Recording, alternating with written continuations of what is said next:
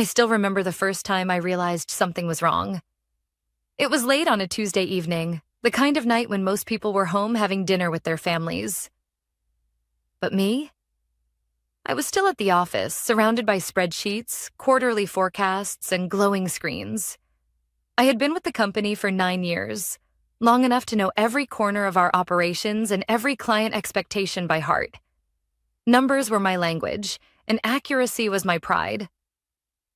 But that night, the numbers didn't make sense. At first, I thought I was overtired. I blinked, rubbed my temples, and recalculated. But no matter how many times I ran the formulas, they were wrong. Ridiculously wrong. Losses where there should have been gains, contracts that suddenly appeared unprofitable, invoices that had never crossed my desk. It wasn't just one report. It was all of them. That's when my stomach dropped. Someone had tampered with my work. The next morning, I walked into the office a little earlier than usual. I wanted to check the files on the shared drive before anyone else arrived. As I logged in, I noticed something odd. The last person who had accessed the files wasn't me. It was Ryan Cole, the CEO's son. He had only joined the company 3 months ago, parachuted straight into a management role he hadn't earned. He didn't know the first thing about finance or client accounts, but he strutted around like he owned the place.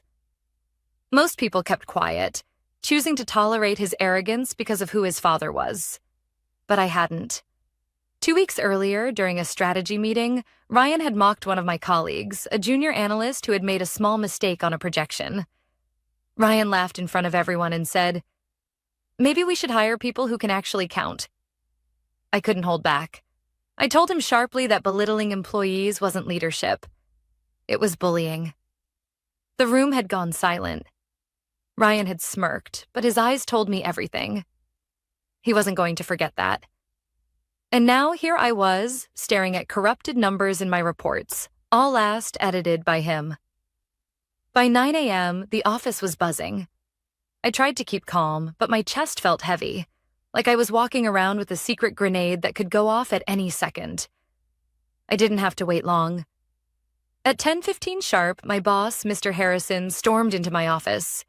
His face was red, and he slapped a stack of printed spreadsheets onto my desk. "Lisa," he barked, "these mistakes are unacceptable. What happened here?"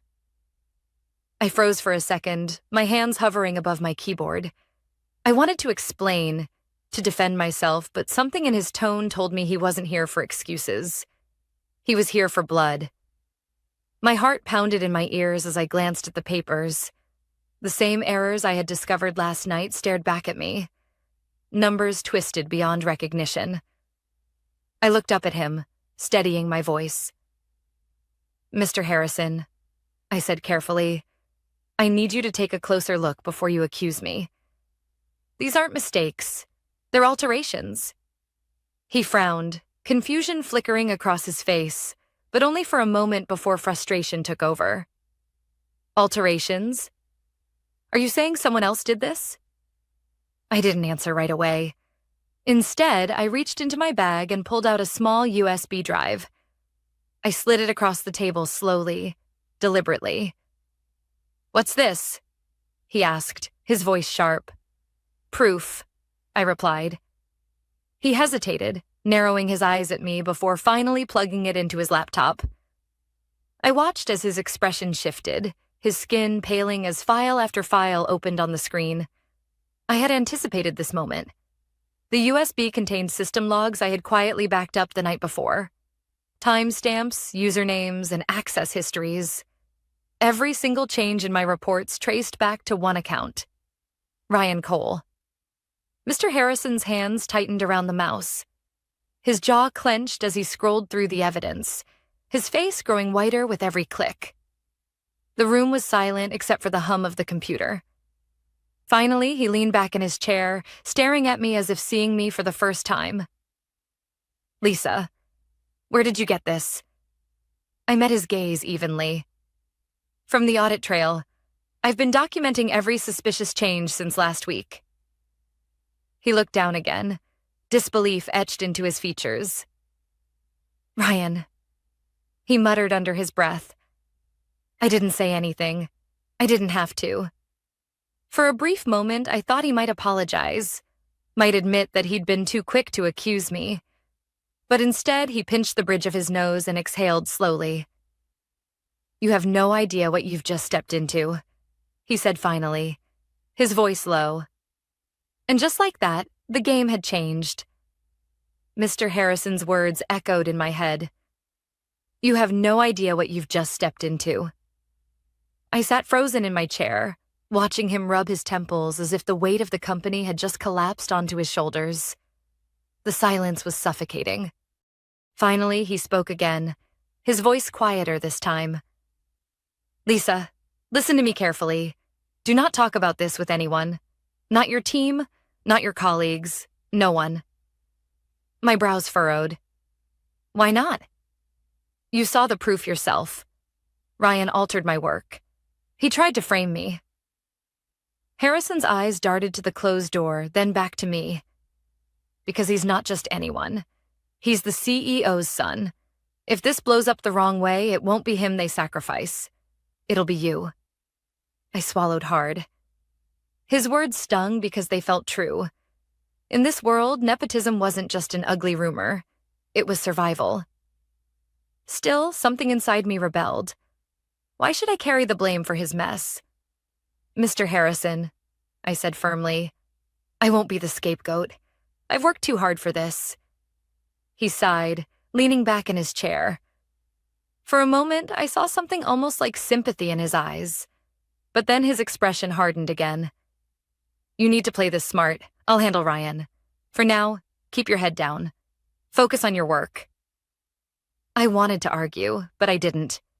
Instead, I nodded, though my chest burned with frustration. The rest of that day dragged like a nightmare. Whispers followed me through the halls. I could feel eyes on me whenever I passed. At lunch, 2 analysts went quiet the moment I walked into the break room. It was obvious Ryan had already started spinning his version of the story. By 3 p.m., the tension was unbearable. That's when Nicole, a colleague from marketing I'd known for years, slipped into my office. She closed the door quickly, her voice low. Lisa, what's going on? People are saying you botched the quarterly reports. Ryan's been telling anyone who'll listen that you've lost your grip. I clenched my jaw. That's a lie. She studied me, hesitant. Then why aren't you defending yourself? I hesitated, weighing Harrison's warning in my mind. Because sometimes the truth needs the right timing. And trust me, Nicole, Ryan won't get away with this.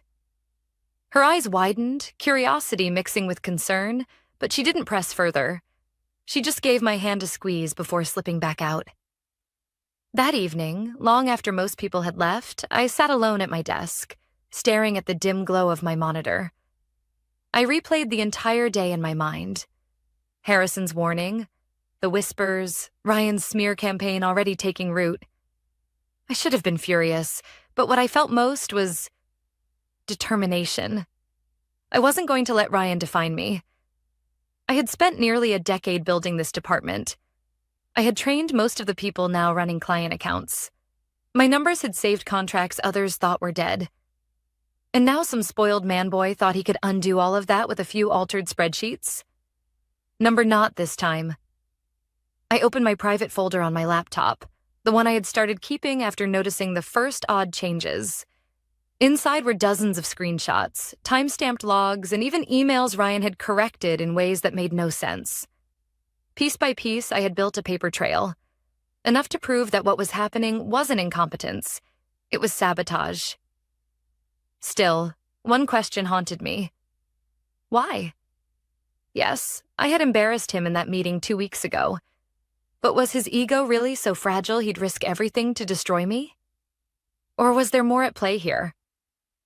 The next morning answered that question. I arrived early again, hoping to get ahead of whatever storm Ryan was brewing. As I settled in, I overheard voices drifting from the conference room down the hall. Ryan's voice, sharp and mocking, carried through the glass walls. She's unstable, he said. Ever since the divorce, she's been slipping. Numbers don't lie. We can't afford someone like that handling clients. My stomach turned to ice. Divorce? He was using my personal life now? Another voice chimed in, one of the junior managers. But Lisa's been here for years. She closed the Kingsford account. She's reliable. Ryan laughed. Reliable? She's a liability. Trust me, it's only a matter of time before she cracks completely. I stood frozen in the hallway, every word cutting deeper. He wasn't just sabotaging my work. He was building a narrative, piece by piece, designed to erase me. I walked away quietly before anyone noticed me listening. My hands trembled, but not from fear, from resolve. By noon, I was called into another meeting with Mr. Harrison. He looked weary, dark circles under his eyes. Lisa, I've spoken with Ryan, he said carefully. He claims your reports were simply errors, mistakes you're now trying to cover up. He even suggested you might be struggling personally. The air in the room thickened. He's lying, I said flatly. Harrison nodded slowly. I believe you, but belief isn't enough in this business. You need to be ready for what's coming. I leaned forward. Then let me be clear. I've kept every record, every log.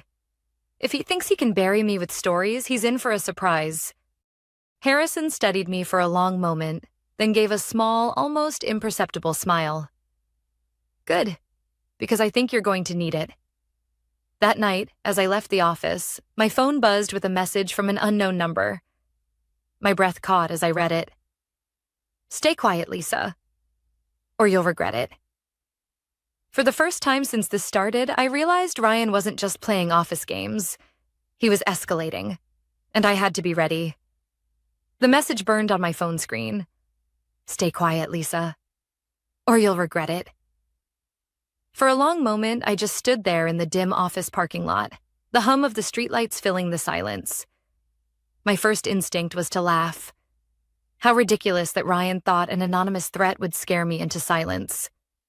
But underneath the anger, a chill ran through me. This wasn't just childish sabotage anymore. He was cornered, and desperate men made dangerous choices. I slipped the phone back into my purse, my mind already racing. I had two options. Ignore it and hope he'd get bored, or do what I'd always done. Document everything. I chose the latter. When I got home that night, I pulled out the small black notebook I had been keeping for weeks. Each page was filled with dates, times, and descriptions of every suspicious change, every whisper I'd overheard, every reaction I'd seen in the office. Now I added one more line. Threat received. Unknown number, 9:47 p.m. The next morning, I arrived early again. My stomach knotted as I pushed open the glass doors to the lobby, half expecting Ryan to be waiting there with another smirk or some fresh humiliation. But the lobby was empty. For once, it was quiet. Still, the calm didn't last. By mid-morning, word spread that the quarterly review with the board had been moved up a week. Normally, I would have been in the center of preparing those reports. This time, Ryan was leading the process. He was determined to use those doctored numbers to paint a story. At 11 o'clock, Nicole appeared in my office again. She shut the door softly, her expression troubled. Lisa, I think you should know. Ryan's been telling the board you've lost focus. He said you're... She hesitated, lowering her voice. Unstable. He's pushing hard for you to be replaced. I let out a slow breath. He's building a case, one piece of fiction at a time. Her brow furrowed. Can't you go straight to Mr. Cole? He'd listen to you, wouldn't he? I shook my head. Not yet. If I go too early without enough proof, it'll look like I'm the one stirring drama. I need everything airtight before I make a move. Nicole studied me for a moment, then nodded. Then make it airtight. Because Ryan's not slowing down. That afternoon, I requested IT to run a trace on the threatening message. It was a long shot, but to my surprise, the technician called me later that day. Lisa, The number was a prepaid SIM, untraceable. But his voice dropped lower. The phone used to send it logged into the company Wi-Fi yesterday. Someone sent it from inside the office. The puzzle pieces were falling into place. Ryan wasn't just reckless. He was sloppy. I went home that night and backed up every file I had onto 2 separate encrypted drives. One I kept hidden in my apartment, the other I stored in my car. If Ryan wanted to escalate, I'd be ready. 2 days later, the board review loomed closer. The office buzzed with nervous energy. Assistants running with stacks of paper, executives whispering in corners. I kept to myself, quietly working, quietly watching. That's when I overheard something that made my blood run cold. Passing by the copy room, I caught Ryan's voice again, low and conspiratorial. "She'll crack under pressure," he was saying to one of the junior executives. "When the board sees her fall apart, they'll have no choice but to let her go. Trust me, I've got this handled." The junior executive didn't respond. He just nodded weakly, and Ryan clapped him on the shoulder before striding out. I slipped away before anyone saw me, my pulse racing. He wasn't just sabotaging my work. He was planning a public spectacle. He wanted me humiliated in front of the board. That night, I didn't sleep. I sat at my kitchen table with my laptop open, reviewing everything. The audit logs, the spreadsheets, the screenshots, even recordings from my phone of Ryan's insults in the hallway. Piece by piece, I assembled them into a timeline so clear a child could follow it. But the final piece was still missing. A direct link between Ryan and the altered files. I had logs that showed his account, but accounts could be argued. It wasn't me. It was my assistant. That's what he'd say. And then, just before midnight, I remembered something. 3 weeks earlier, during one of his arrogant speeches in the break room, Ryan had bragged that he never logged out of his computer because passwords are for people who don't matter. At the time, I'd rolled my eyes. Now, it was my key. If IT could confirm his device had been the one logged in during the alterations, not just his account, it would close the loop. The proof would be irrefutable. I fired off a late-night request to the systems team, attaching the dates and times I had collected. Then I closed my laptop, sat back in my chair, and whispered to myself, "Let him think I'm cornered. Let him think he's winning." The next morning, my phone buzzed with an email from IT. My hands shook as I opened it. Every alteration had been made from Ryan's personal workstation, his laptop, his logins, his device. I exhaled slowly, my chest finally easing for the first time in weeks. The missing piece was mine. Now, it wasn't just about defending myself anymore. It was about exposing him for what he really was. And with the board meeting just days away, I knew exactly when and how to strike.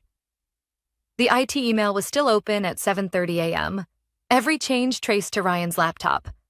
I printed the message, access logs, and my timeline, sent an encrypted copy to compliance, then slid everything into a plain folder. At 8:45, Mr. Harrison paused at my door. "You ready?" "As I'll ever be." "Facts only," he said, eyeing the folder. By 9 a.m., the boardroom was full. Directors, general counsel, Mr. Cole at the head, Ryan to his right. I took a chair against the glass wall. The first slide, Q2 variances. Ryan began smoothly. "We've identified recurring errors in finance. Corrective actions are underway." Mr. Cole's tone was neutral. "Walk us through the numbers." Ryan clicked through charts that matched the doctored files. Red arrows, missed targets, a neat story of decline. "Lisa," Mr. Cole said, turning to me, "these are your reports. Anything to add?" "Yes." I set the folder between Mr. Cole and counsel. "These variances come from edits made after sign-off. IT records show user, device, and timestamps for each change." Ryan laughed under his breath. "She's covering her tracks." The edits originated from Mr. Cole Jr.'s workstation. I slid a single page forward, 3 lines highlighted. Counsel scanned quickly. We should verify with IT. I asked them to be on standby, I said. A knock. Harrison opened the door. Daniel from Systems entered. We confirmed device IDs and session tokens, he said. The changes came from Ryan Cole's laptop while docked at his desk. Badge records place him in the building at those times. Anyone could have used my machine, Ryan said. Your token was active, Daniel replied. Auto lock disabled. Same session across all events. I placed another sheet on the table. Here are before and after files with checksums, plus the reversion commits I made when I detected the changes. And here is IT's email confirming device-level attribution. I hesitated. I also received an anonymous text telling me to stay quiet. IT traced the phone to company Wi-Fi the afternoon it was sent. For the first time, Mr. Cole looked tired. He turned to his son. Ryan? Ryan spread his hands. This is theater. She's been erratic for months. Ask her team. My team can produce any ticket you want, I said. All deadlines met. The audit trail is here. I tapped the folder. Facts, not adjectives. Silence settled. Counsel spoke. We recommend immediate preservation of data and a formal internal investigation. Do it, Mr. Cole said. He turned to Harrison. Lisa remains in role. Reassign report ownership temporarily. No performance flags pending the outcome. Ryan's chair scraped. You're taking her side over your own. Sit, Mr. Cole said quietly. The meeting stumbled through 2 more agenda items. No one was listening. When we adjourned, most of the board filed out quickly. Mr. Cole stayed seated, staring at the highlighted lines. Lisa, he said, finally looking up. Thank you for documenting this. You shouldn't have had to do it alone. I wasn't alone, I said. Systems helped, and Mr. Harrison. Harrison gave a brief, apologetic nod. Mr. Cole exhaled. Security will escort you to your car this week. That won't be necessary, I started, then stopped. Thank you. In the hallway, Nicole waited near the elevators, eyes questioning. I mouthed, later. In my office, I closed the door and sat until my hands stopped shaking. Relief wasn't the feeling. Not yet. At noon, an email from counsel hit. Hold notice, do not alter, delete, or destroy any potentially relevant materials. It went to half the leadership team. 10 minutes later, facilities confirmed Ryan's badge had been deactivated, pending review. I didn't smile. I wrote both times in my notebook. Documentation wasn't just a habit anymore. It was a boundary. Around 3, Harrison stepped in. He's been asked to work from home, he said. Suspended? Not officially yet. I nodded. Then I'll keep my head down and keep working. He hesitated. Lisa, I'm sorry I came at you the way I did. You came with the information you had? I said. Now we have the rest. He left. I looked at the spreadsheet on my screen. The real one, every cell balanced to the penny, and felt something ease. Numbers are boring until someone lies about them. Then they become a map. Before shutting down, I added 2 more items to my timeline and sent counsel a note offering to sit for questions and provide my drives. Transparent, complete, calm. At 6:12 p.m., a new message from an unknown number lit my phone. You think this is over? I took a screenshot, saved it to the folder, and powered the phone off. No, I thought. It wasn't over. But for the first time, I wasn't the one on the edge. 12 days after the boardroom meeting, I sat in a small conference room with a carafe of stale coffee and a stack of my own notes. Legal, compliance, and a quiet HR rep took seats across from me. It didn't feel like a showdown. It felt like an audit. Slow, methodical, unforgiving. I handed over both encrypted drives and my notebook. Dates, times, file hashes, email headers, the anonymous text screenshots. They asked measured questions. I answered with facts. No adjectives, no speculation. When they finished, the HR rep, soft-spoken, meticulous, asked one last thing. "Do you feel safe at work?" I paused, then nodded. "I feel prepared." 2 days later, security collected the assistant's laptop. The rumor mill churned, but I stayed at my desk and closed out the week's reconciliations like nothing had happened. Numbers, at least, are honest when you let them be. The formal update landed the following Tuesday at 9:10 a.m., subject line: "Investigation findings. Next steps." It went to the board, council, and a handful of senior leaders. Harrison appeared at my door within minutes. "They want to see you." The boardroom felt different this time. Less oxygen, more clarity. Mr. Cole stood, hands on the back of his chair, a file in front of him. He didn't make a speech. "Lisa," he said, "we reviewed the logs, the device data, and the network records. Multiple policy violations occurred: falsifying financial documents, interfering with internal controls, and retaliation." The anonymous message came from a device authenticated to the guest network by someone using Ryan's executive suite credentials. "We cannot prove he pressed send." He gestured to the file. "But we can prove the altered reports came from his machine under his session in our building." He sat. Counsel picked up. "Effective immediately, Ryan Cole is no longer employed here. The assistant is terminated for cause. We've filed preservation requests with vendors and are implementing additional controls." Silence settled, the honest kind that comes after bad weather clears. Mr. Cole looked older than I'd ever seen him. "You should not have had to carry this," he said. "I'm sorry." I nodded once. "Thank you." They dismissed me with next steps: IT upgrades, access reviews, temporary dual approval for all report sign-offs, and a request that I help draft the new process. Work I could do in my sleep, but wouldn't. Not this time.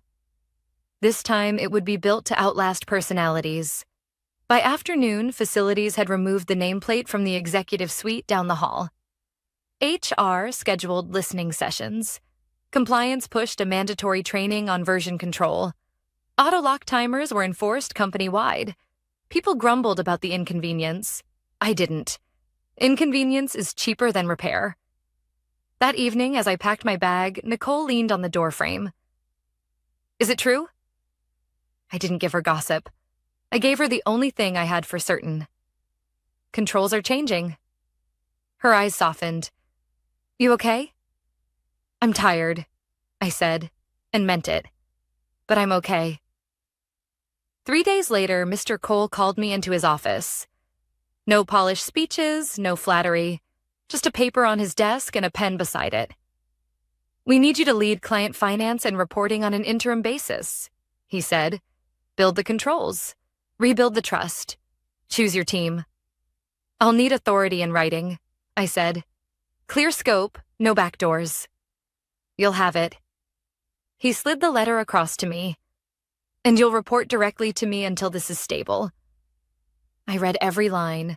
Interim title, budget, head count. Final sign-off power with documented escalation paths. No hidden strings. I signed, then asked for an hour to send an outline. In my office, I drafted what I wished had existed before: immutable versioning, restricted edit rights, device-bound sessions, quarterly access reviews, and a simple rule: no single person can both prepare and approve a report.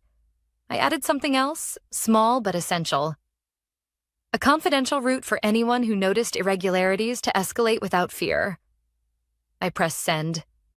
The weeks that followed weren't dramatic. They were disciplined. We rebuilt spreadsheets from scratch, moved source data into a controlled repository, and trained every manager on how to read an audit trail. People pushed back. "It slows us down." I repeated the same line until it stuck. "Accuracy is speed you don't have to buy twice." On a Wednesday afternoon, I found the last loose thread. A partner had quietly received one of the corrupted reports 3 weeks prior. I called him myself, apologized for the confusion, and sent the corrected file with a written explanation of our new process. He thanked me for the candor. Trust isn't won with perfect numbers. It's won with accountability when they aren't. Harrison stopped by more often now. Less frantic, more present. One day he stood by the window, hands in his pockets. "I misread you," he said. "I saw smoke and blamed the closest match."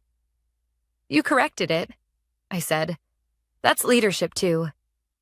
He smiled, a small human smile. "Don't tell anyone." On a quiet Friday, I opened my notebook and turned to the first entry about odd changes. I added the last line at the bottom of the page, the only sentence I wrote without a timestamp.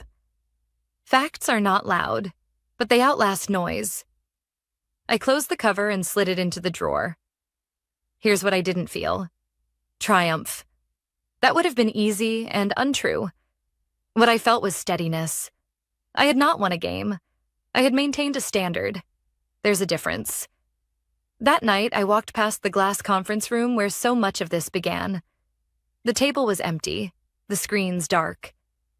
For the first time in months, the building felt like a place where work could simply be work. People will tell you revenge is the point of stories like mine. It isn't. The point is boundaries. The point is telling the truth carefully, writing it down and standing inside it when it's tested. The point is knowing your value without screaming it, and insisting that the systems around you reflect it. Numbers don't protect you. People do. Processes do. Your own spine does. I turned off the light and went home. Monday would bring new deadlines, new audits, new friction. But the ledger balanced again, and this time it wasn't luck. It was design.